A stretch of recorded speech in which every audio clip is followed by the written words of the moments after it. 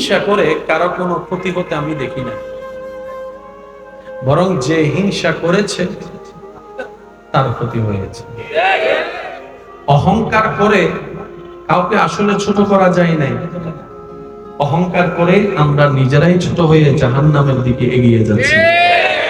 অন্যকে ধ্বংস করার প্ল্যানিং করে কারো ধ্বংস এ পর্যন্ত করা যায় নাই, বরং যে ধ্বংস করার প্ল্যানিং করেছে কোনো না কোনো ভাবে অন্যভাবে ধ্বংস সে নিজেই হয়েছে। সেজন্য মনে রাখবেন, রব যাকে তুলতে চায় পৃথিবী তাকে নামাতে পারে না, রব যাকে একবার নামাতে চায় পৃথিবী তাকে তুলতে পারে না। সেজন্য উঠতে যদি মন চায় সে রবের দরবারে মাথাটা ঝুঁকাই দেন। যদি উঠতে মন চায় সে রবের দরবারে মাথাটা ঝুঁকাই দেন, যেন রব আপনার মাথা ঝুঁকানো দেখে বলে, আমি আল্লাহ তাকে এত কিছু দেওয়ার পরও সে নিজের অহংকারকে পিছনে ফেলে আমি রবের দরবারে ভিক্ষুক হয়ে নামাজে সিজদায় লুটে পড়েছে। সুবহানাল্লাহ। সিজদায় লুটে পড়েছে, কপালটা লাগিয়ে দিয়েছে, যে মাথা সে কারো সামনে নত করতে চায় না, মাথা হেড করতে চায় না, আজকে সে বান্দা কোনো জোরাজুরি ছাড়া আজানের ডাকে সাড়া দিয়ে আমি রবের দরবারে নামাজের মাধ্যমে ঝুঁকে গিয়েছে। কত ইজ্জু মান্তাসা আমি আল্লাহ, কত জিল্লু মান্তাসা আমি আল্লাহর হাতে। সুতরাং আমি আল্লাহ তাকে দুনিয়াতেও সম্মানী করে দিলাম, আখিরাতেও আমার বান্দাকে সম্মান দান করে দিলাম। সুবহানাল্লাহ।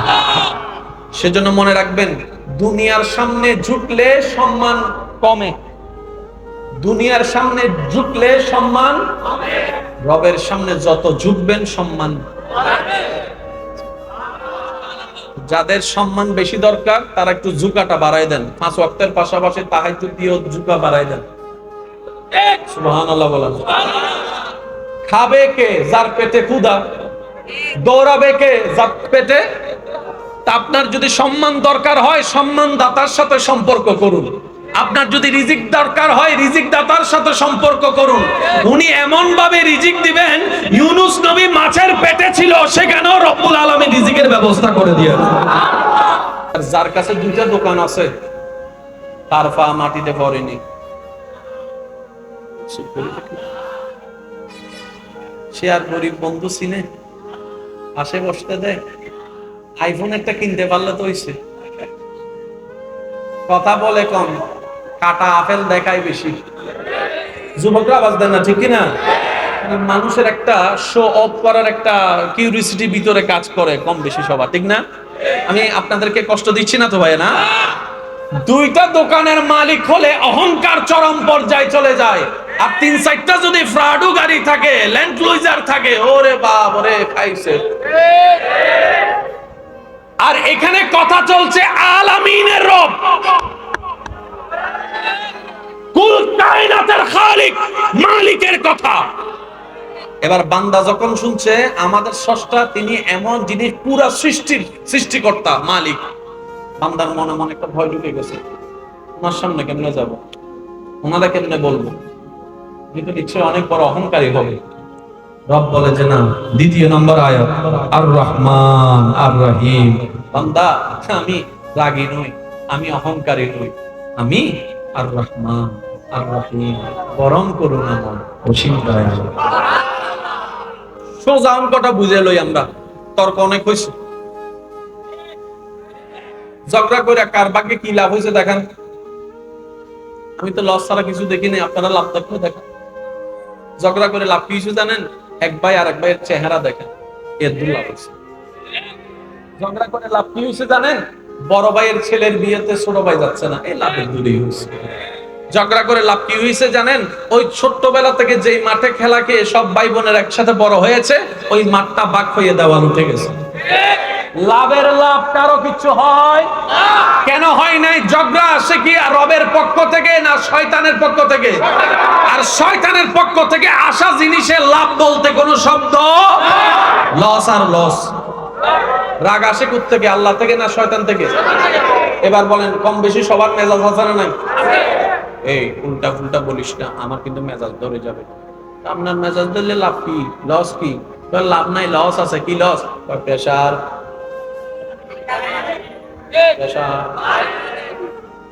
লো প্রেসারে লো হয়ে যাবে, হাই প্রেসারে হাই হয়ে যাবে, যে কোনো মুহূর্তে হার্ট অ্যাটাক হওয়ার সম্ভাবনা হার্টের মধ্যে ব্লক হওয়ার সম্ভাবনা, রাগ করে লাভ কি লস তো হয়ে গেছে। সেজন্য নবীর সুন্নাত হচ্ছে সবচেয়ে বড় আদর্শ। যদি আপনি নিজেকে সব জানতা মনে করেন তাহলে আপনার কখনো শিক্ষা হবে না। শিকার প্রথম শর্ত হচ্ছে যে আপনাকে মানতে হবে, বুঝতে হবে আমি কিছু জানি না, আমি অজ্ঞ মানুষ, আমি মূর্খ মানুষ। দেখবেন যে আপনি এমন এমন জ্ঞান আল্লাহ পাক আপনাকে দান করবে যে জ্ঞানের সন্ধান হয়তো অন্যরা আপনার বন্ধুরা খুঁজে পাবে না। বলেন শব্দটা বলেন তো, আলামিন শব্দটা কি? এবার কোরআনের সৌন্দর্য দেখেন। আলহামদু, সমস্ত প্রশংসা, সমস্ত প্রশংসা। প্রশ্নকারী প্রশ্ন করে কার জন্য? কোরআন উত্তর দেয় লিল্লাহে, আল্লাহর জন্য। আরেকটু জোরে। এবার প্রশ্নকারী প্রশ্ন করে আল্লাহটাকে। আল্লাহ কোরআনে নিজেই উত্তর দিচ্ছেন আমি কে জানো? আমি হচ্ছে রব্বিল আলামিন, আলামিনের লালন পালন কর্তা। খালেক বলে নাই, শব্দটা খেয়াল করবেন। খালেক মানে ক্রিয়েটর, সৃষ্টিকর্তা। রব কিন্তু আলামিনের সৃষ্টিকর্তা নিজেকে বলে নাই। সেজন্য আমি বলি ভাই, কোরআন নিয়ে গবেষণা, কোরআন নিয়ে ঝগড়া নয়। কোরআন হবে প্রেমের কিতাব। কোরআনের প্রত্যেকটা শব্দে শব্দে মুআজিজা আছে, প্রত্যেকটা লাইনে লাইনে আপনার অডেল জ্ঞানের সমুদ্র আছে, থাকবে নাই বা কেন? কোরআনটা তো রবের কালাম। চিৎকার দিয়ে বলেন সুবহানাল্লাহ। সমস্ত প্রশংসা কার জন্য? আমি বলছি আপনারা শুধু মিলে বলুন, সমস্ত প্রশংসা কার জন্য? কোরআন উত্তর দেয় আল্লাহর জন্য। প্রশ্নকারী প্রশ্ন করে আল্লাহটাকে, আল্লাহটাকে রবেই বলছে আমি কে? শুনে নাও, আলামিনের লালন কর্তা আমি, পালন কর্তা আমি। সৃষ্টিকর্তা কিন্তু বলে, ক্রিয়েটর খালেক বলে। এবার যার কাছে দুইটা দোকান আছে, তার পা মাটিতে পড়েনি, সে আর গরিব বন্ধু চিনে? পাশে বসতে দেয়? আইফোন একটা কিনতে পারলে তো হইছে। কথা বলে কম, কাটা আপেল দেখায় বেশি। যুবকরা আওয়াজ দেন না, ঠিক কিনা? মানুষের একটা শো অফ করার একটা কিউরিসিটি ভিতরে কাজ করে কম বেশি সবার, ঠিক না? আমি আপনাদেরকে কষ্ট দিচ্ছি না তো ভাই? না, দুইটা দোকানের মালিক হলে অহংকার চরম পর্যায়ে চলে যায়। আর 3-4টা যদি ফ্রাডু গাড়ি থাকে, ল্যান্ড ক্রুজার থাকে, ওরে বাপ রে খাইছে। আর এখানে কথা চলছে আলামিনের রব, কুল কায়নাতের খালিক, মালিকের কথা। এবার বান্দা যখন শুনছে আমাদের স্রষ্টা তিনি এমন জিনিস, পুরা সৃষ্টির সৃষ্টিকর্তা, মালিক, বান্দার মনে মনে একটা ভয় ঢুকে গেছে। ওনার সামনে কেমনে যাব, ওনারা কেমনে বলবো? কিন্তু নিশ্চয় অনেক বড় অহংকারী হবে। রব বলে যে না, 2 নম্বর আয়াত, আর রহমান আর রহিম। বান্দা, আমি রাগী নই, আমি অহংকারী নই, আমি আর রহমান আর রহিম, পরম করুণাময়, অসীম দয়ালু। আর একটু জোরে। এবার আমাদের সিডেঙ্গে ভাষা একটা হতা আছে, আইস্তু দিলে আমার মা 5জন সিডেঙ্গে আছে, আর রোহিঙ্গা বই দেখতে ভালো না। আইস্তু দিলে, বস্তু দিলে, সুইতু দিলে, হাইতু দিলে থাকতু চাই, হাইতু দিলে থাকতু দিলে দখল করে ফেলায়। মাথা না, মাথা না, মাথা না, ঠিক না? একখানা লাই দিলে মাথা না, আর একখানা লাই দিলে। তা যিনি সৃষ্টি করেছেন আমাদেরকে, তিনি তো ভালো করে জানে আমরা কেমন। যখন আল্লাহ রহমান শুনে ফেলছি, রহিম শুনে ফেলছি, এখন বান্দারা মনে মনে বলে যে তাহলে তো গুনাহ করতেই থাকবো, রব মাফ করতেই থাকবে, আমাদের আর কি? রব বলে যে দাঁড়াও, মালিক ইয়াউমিদ্দিন, শুধু দয়া করব তা না, হাসরের দিন আমি বিচারও করব। এবার বলেন মিল আছে না নাই? আছে। কোরআন যে কত চমৎকার কিতাব, সুবহানাল্লাহ। এই কোরআনের ভুল ধরতে যারা নামছে তারাও একসময় মুসলমান হয়ে ইসলামের মধ্যে ঢুকে গেছে। মালিক ইয়াউমিদ্দিন, আমি হাসরের ময়দানে বিচারও করব। কোরআনের প্রত্যেকটা শব্দ। বাবা, ও বাবা, আপনার কথা বললে আমার মনোযোগ নষ্ট হচ্ছে যে।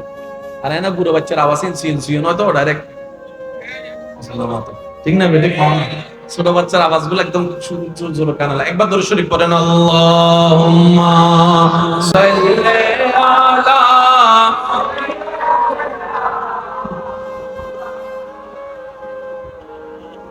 ওয়া আলা আলি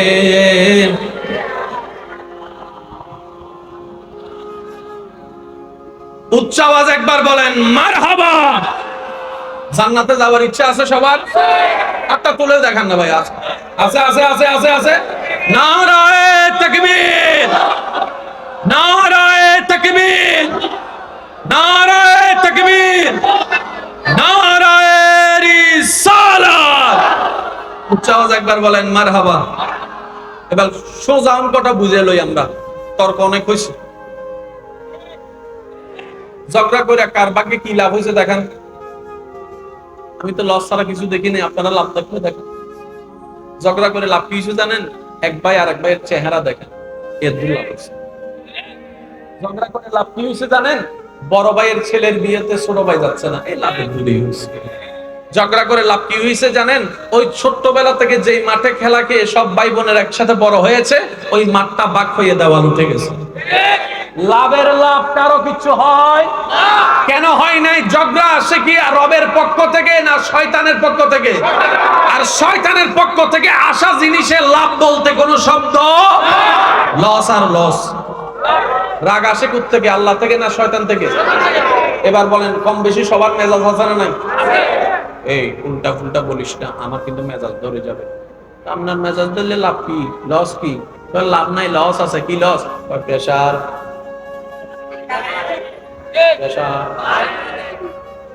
লো প্রেসারে লো হয়ে যাবে হাই প্রেসারে হাই হয়ে যাবে যে কোনো মুহূর্তে হার্ট অ্যাটাক হওয়ার সম্ভাবনা হার্টের মধ্যে ব্লক হওয়ার সম্ভাবনা লাভ করে লাভ কি লস তো হয়ে গেছে সেজন্য নবীর সুন্নাত হচ্ছে সবচেয়ে বড় আদর্শ নবীজি বলছেন লা তাগদাব হে আমার উম্মত রাগিও না রাগলে লাভ তোমার হবে না রাগলে তার লাভ হবে মনে রাখবেন আমার কথাটা আবদার করে বলে যাই ছোট ভাই হিসেবে হিংসা করে কারো কোনো ক্ষতি হতে আমি দেখি না বরং যে হিংসা করেছে তার ক্ষতি হয়েছে অহংকার করে কাউকে আসলে ছোট করা যায় নাই অহংকার করে আমরা নিজেরাই ছোট হয়ে জাহান্নামের দিকে এগিয়ে যাচ্ছি অন্যকে ধ্বংস করার প্ল্যানিং করে কারো ধ্বংস এই পর্যন্ত করা যায় নাই বরং যে ধ্বংস করার প্ল্যানিং করেছে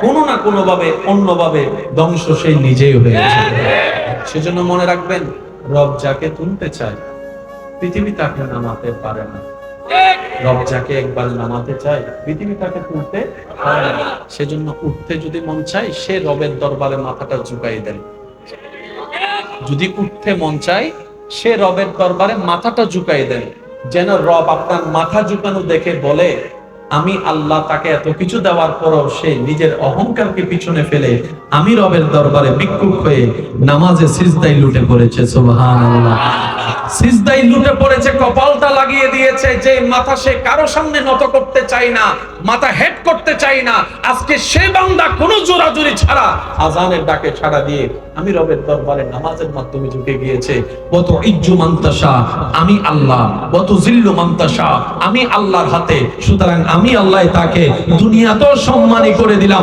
আখিরাতেও আমার বান্দাকে সম্মান দান করে দিলাম সুবহানাল্লাহ সেজন্য মনে রাখবেন দুনিয়ার সামনে ঝুঁকলে সম্মান কমে দুনিয়ার সামনে ঝুঁকলে সম্মান কমে রবের সামনে যত ঝুঁকবেন সম্মান